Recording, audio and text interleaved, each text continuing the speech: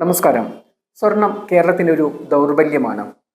വിവാഹം മുതൽ ഏത് ചടങ്ങുകൾക്കും സ്വർണം കൂടിയേ തീരൂ എന്നതാണ് അവസ്ഥ. അതുകൊണ്ട് തന്നെ സ്വർണ്ണവില മാനമുട്ട ഉയർന്നപ്പോൾ തിരിച്ചടിയായത് കേരളീയരുടെ പ്രതീക്ഷകൾ കൂടിയാണ്. സ്വർണത്തിന്റെ വില പവന് 1,00,000 കടന്നു കുതിച്ചപ്പോൾ സ്വർണം വാങ്ങാൻ ആഗ്രഹിച്ചവർക്ക് നിരാശ കൂടി. അതേസമയം സ്വർണം കയ്യിലുണ്ടായിരുന്നവർ അത് വിറ്റഴിച്ച് കാശ് വാങ്ങാനും തിടുക്കം കൂട്ടി. പക്ഷേ ഇപ്പോൾ സ്വർണപ്രേമികളുടെ നിരാശ ഇരട്ടിക്കുകയാണ്. പവന് 1,00,000-ലക്ഷത്തിലും കുറഞ്ഞ തുകയ്ക്ക് സ്വർണം വാങ്ങാൻ ആഗ്രഹിച്ചവർക്ക് അതിന് അടുത്ത കാലത്തൊന്നും കഴിയാത്ത അവസ്ഥയാണ്. പവന് 1,06,000 വരെയായ സ്വർണ്ണവില ഇപ്പോൾ മേലോട്ട് കുതിക്കുകയാണ്. ഒരു പവന് 1,50,000 വരെ ആകാനുള്ള സാധ്യതയാണ് കൂടുന്നത്. ഇപ്പോഴുള്ള വില ഗ്രാമിന് 50 രൂപ ഉയർന്ന് 14,270 രൂപയായിട്ടുണ്ട്. പവൻ വില 400 രൂപ വർദ്ധിച്ച് 1,14,160 രൂപയിൽ എത്തിയിട്ടുണ്ട്. കഴിഞ്ഞ ജൂൺ 3 ശേഷം കേരളത്തിൽ സ്വർണത്തിന് ഏറ്റവും ഉയർന്ന വിലയാണിത്.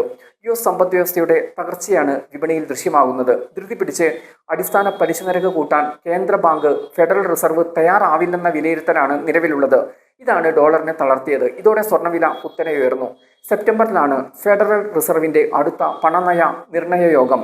പലിശ നിരക്ക് കൂട്ടാനുള്ള സാധ്യത കുറവാണെന്നാണ് വിലയിരുത്തുന്നത്. രാജ്യാന്തര സ്വർണ്ണ വില ഉടൻ $4,500 എത്തുമെന്നാണ് നിരീക്ഷകരുടെ വിലയിരുത്തൽ. അങ്ങനെയെങ്കിൽ കേരളത്തിൽ പവൻ വില 1,15,000 രൂപയിൽ നിന്നും ഉയരും.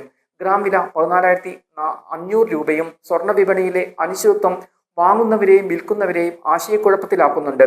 ഒരു ദിവസം പവന് വില ഉയർന്നാൽ 2 ദിവസം കൊണ്ട് താഴും. അടിയന്തര ആവശ്യങ്ങൾ ഉള്ളവർ മാത്രമാണ് ഇപ്പോൾ സ്വർണം വാങ്ങുന്നത്. എന്നാൽ വില കൂടിയതോടെ സ്വർണം വിറ്റൊഴിക്കാനുള്ള പ്രവണതയും ശക്തമാണ്. എന്തായാലും സ്വർണത്തിന് വില എന്താകും എന്നറിയാനുള്ള ഉത്കണ്ഠ ശക്തമാണ്. സ്വർണത്തിന്റെ വാങ്ങൽ ശേഷി ഇപ്പോൾ കുറവാണ്. വില കുറഞ്ഞാൽ മാത്രമേ വാങ്ങൽ ശേഷി കൂടുകയുള്ളൂ. എന്തായാലും സ്വർണപ്രേമികളുടെ കാത്തിരിപ്പിന് ദൈർഘ്യം ഏറുകയാണ്.